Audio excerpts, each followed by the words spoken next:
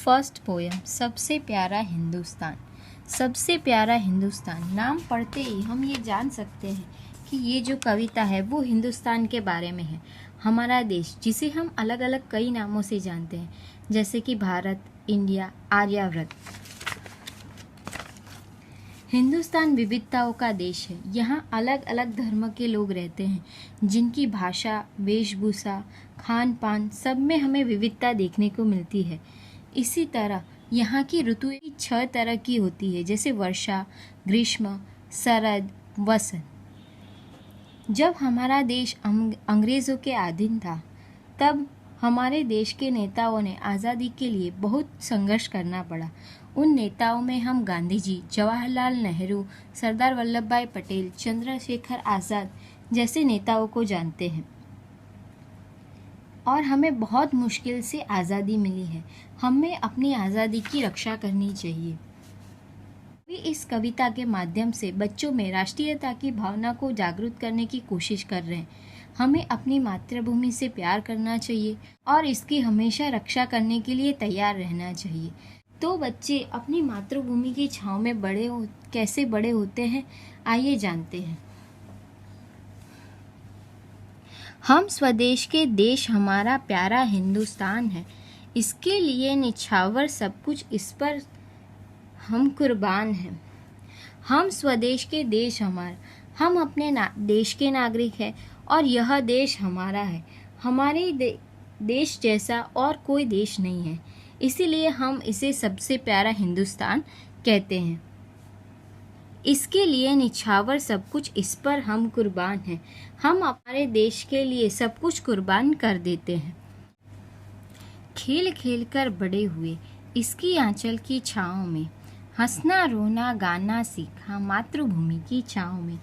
जब बच्चा जन्म लेता है और अपनी माँ के आंचल में हंसता है, रोता है, खेलता है और अपनी माँ से अच्छी शिक्षा प्राप्त कर कर बड़ा होता है, वैसे ही से जुड़ा हुआ रहता है। और मातृभूमि, जिसे हम जन्मभूमि भी कहते हैं, उसी जन्मभूमि की छाँव में वो अच्छी शिक्षा पाकर बड़ा भी होता है। इसकी ममता को पाकर हम बने अच्छे इंसान हैं। हम स्वदेश के देश हमारा प्यारा हिंदुस्तान है। माँ की ही तरह हमारा देश भी हमें अच्छी शिक्षा देकर अच्छा इंसान बनाती है। हम अपने देश के वासी हैं और यह देश हमारा है और इसीलिए हमें सबसे प्यारा हिंदुस्तान है। हरी भरी है फसलें इसकी, खेतों में मुस्काती है। हो बसंत में यहाँ मस्त, कोयल बागों में गाती है।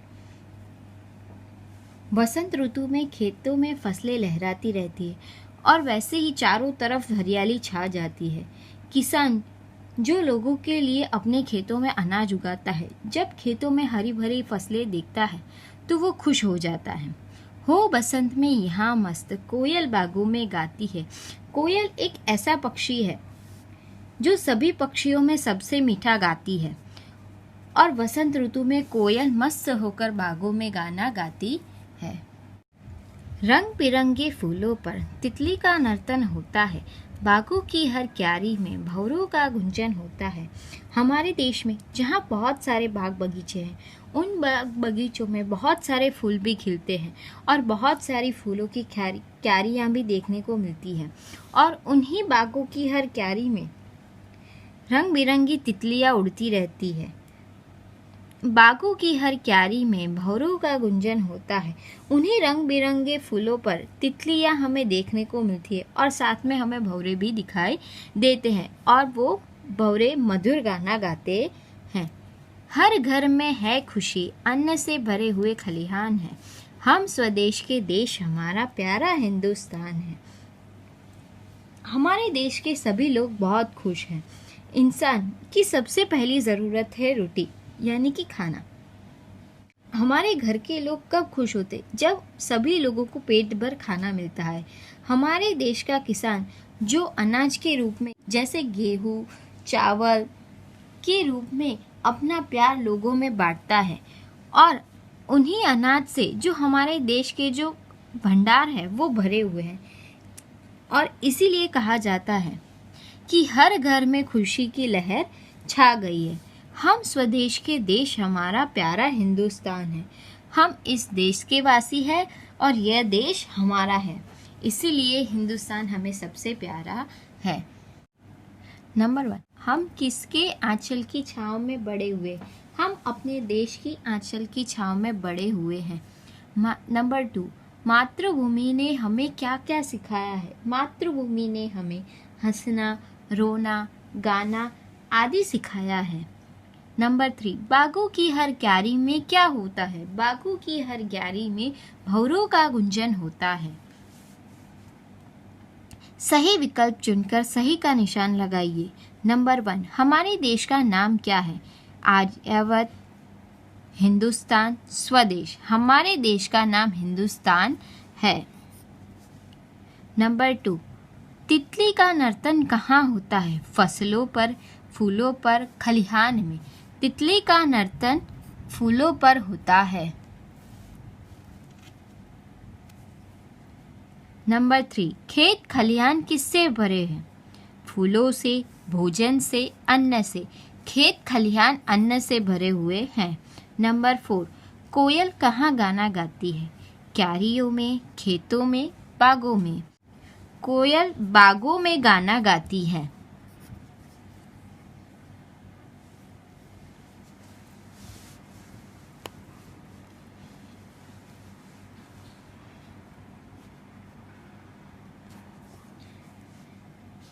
इन प्रश्नों के उत्तर लिखिए। नंबर 1, कवि किस पर कुर्बान होने के लिए कह रहा है? कवि हमें मातृभूमि पर कुर्बान होने के लिए कह रहा है। नंबर 2, हम अच्छे इंसान कैसे बनेंगे?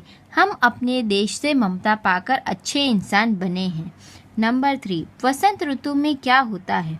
वसंत ऋतु में कोयल बागों में गाना गाती है, तितलियां फूलों पर नर्तन करती है और बागों में भंवरों का गुंजन होता है। नंबर 4, धरती हमारी माता कैसे है? एक माँ वो है जिसने हमें जन्म दिया और दूसरी माँ धरती माता है जो हमारे खाने पीने की वस्तुएं उपलब्ध करवाती है, रहने और खेलने के लिए जगह देती है।